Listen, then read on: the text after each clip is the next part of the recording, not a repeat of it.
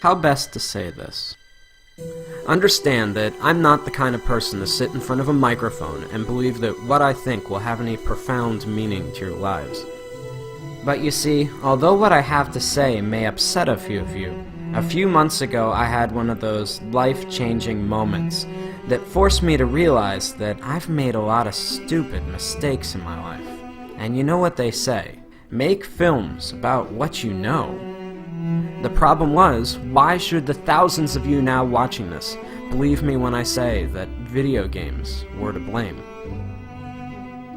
Understand that I've played video games my entire life, starting with Atari and Nintendo, right up till just a few months ago.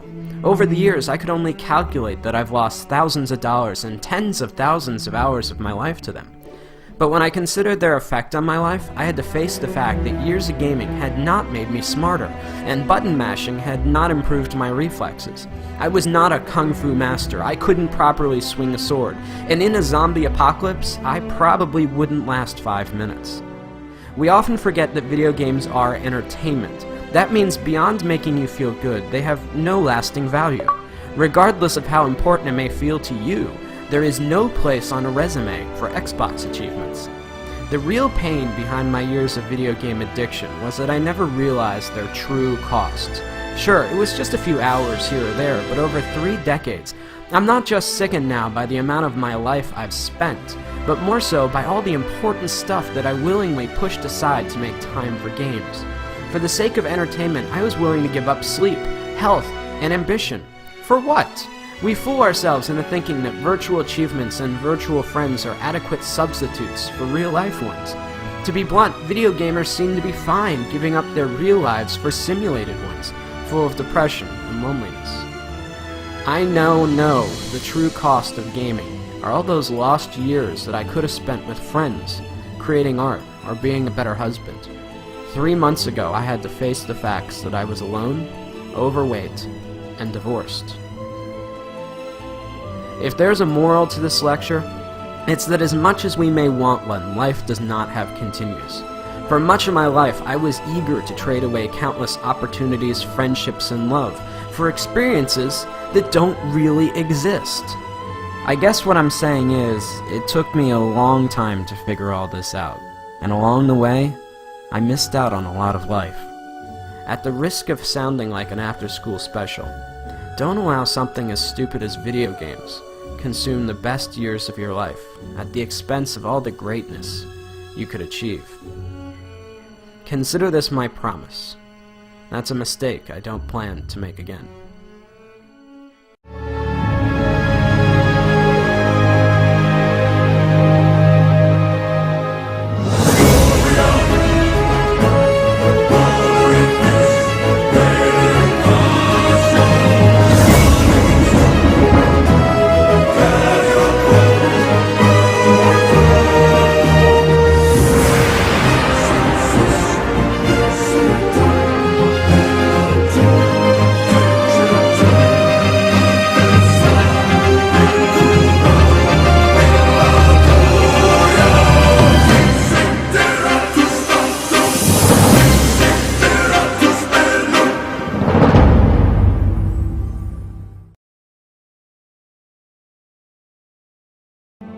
Now, I know a lot of you are going to be angry or confused over the things that I'm saying. Call me whatever names you like, pretentious or not. Understand that while I don't hate video games or the people that make them, I'm still worried about their overwhelming negative effects that they've had on my generation.